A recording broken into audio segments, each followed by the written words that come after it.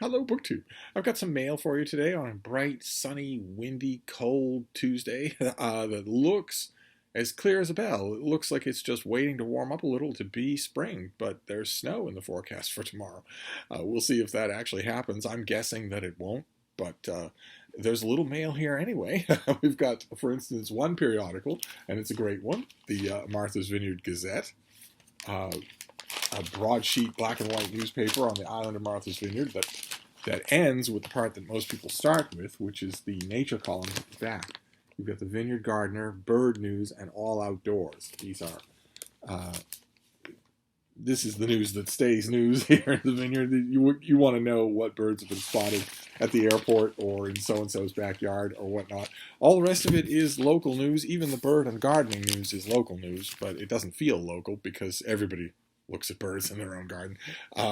Nothing. I have the honor to write book reviews for the Martha's Vineyard Gazette. Nothing in this issue by me, but that will change. That will definitely change. The books coverage of the Gazette tends to slow down the same way and for the same reason that the island itself tends to slow down, which is that it's the off season.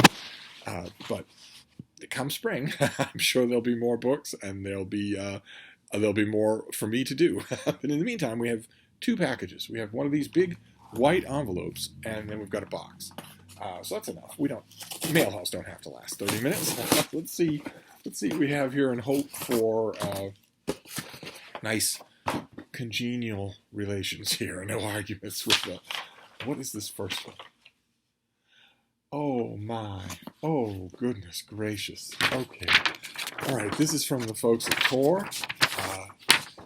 Oh, wow. Fantastic. All right, this comes out next week. This comes out next Tuesday. And this is from the Tor Essentials line, and this is Worlds of Exile and Illusion. 3 novels by Ursula Le Guin in a lovely trade paperback. Just lovely thing. Look at that. It even looks lovely. Fantastic the way that they're not reflecting each other. So in this you get Rokanan's World, Planet of Exile, and City of Illusions. All 3 of which I have not read in forever. Oh, I don't want to block the bean. Do I?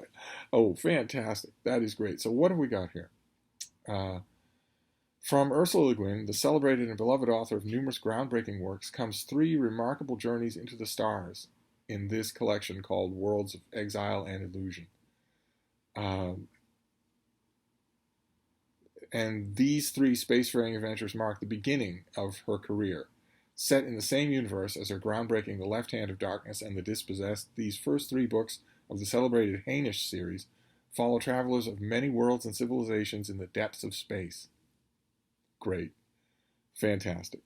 Okay, so this comes out as a trade paperback just like this, a lovely thing to add to your Ursula Le Guin collection. And it comes out on the 15th of March. Fantastic. What a way to start a mail haul. So then we've got the box, and then we'll be done. With mail, let's see what we have here. Okay, the first thing that I encountered here is an invoice. And I don't want an invoice. I don't want to even touch an invoice here. Let's get that out of there and see what else we have. All right, so you've got this obnoxious bubble wrap, quite literally bubble wrap here. Can't be any good for the environment. And then it looks like one big book in here. Let's get rid of that. What have we got here? Oh, very good. Okay. Wow. All right. This is very nice. This is the big trade paperback of Hermione Lee's biography of Tom Stoppard. Sorry, don't want to block the real star of the show here. What are you doing, baby? Do you have a burr or something? We were out in the woods. She might have a little burr stuck to her paw. She seems to be wearing it. What are you wearing that for, baby girl? Huh? Well, I'll deal with it. I thought I give her the once over when we come back in from our walks. We had a wonderful walk today. It's very windy, very gustily windy, which is usually a sign that a frontal system is changing. And Frida is okay with that, but she doesn't like it much. She doesn't like the fact that the wind is ruffling her hair without her permission. But we eventually settled down to just chatting with each other about everything that we were seeing, and I really needed it. I really needed the break. But anyway, so this is Hermione Lee's biography of Tom Stoppard. I can put that there because she's not looking. Oh, you want to see her anyway, don't you? And I reviewed this and wanted to love it, of course, since it's a biography by one of our greatest living biographers of one of our greatest living playwrights. I thought, what a match! That's just perfect. But well, actually, and now this is the first time I've ever seen this. I wonder if I'm blurbed in this thing. New York Review of Books, Washington Post, Slate, National Review, Lit Hub, Art Desk, British Theatre Guide, Irish Times, New Statesman, Literary Review, Financial Times, The Guardian, The Sunday Times, and Kirkus Review. No. All right, I'm not blurbed on here. Well, I can sort of understand that. I mean, my review was qualified. It was qualified. This is... I would, in this particular... I love, you all know that I love... getting blurbed on a book. I absolutely love that, and this is a big thing. But only if I mean it. You know, I would rather have out there in the wilds of the universe a review of this book that is honestly evaluative than blandly sing its praises in order to win a place on the cover of the paperback. So that didn't happen this time around. Sometimes people will do that. Sometimes publicists will see that a review that I've written, for instance, for the Christian Science Monitor or Boston Globe, they'll see that review is not purely adulatory. But they'll pull something out of it anyway to use in a blurb because they want the Christian Science Monitor name. They want the Christian Science Monitor is one of those newspapers in America that's the A list of the B list. And so they want that name. And sometimes they'll do that. That's happened to me many, many times.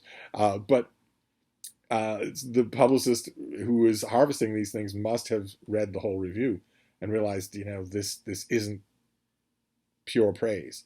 I liked the book, but I definitely had my problems with it. Definitely. I don't, you know, ultimately, the ultimate gist of my review, if I remember, I'll leave a link to it down below, is that I don't trust the book. And that's pretty damning. I don't know that there's a way that you could pull an adulatory quote out from around that.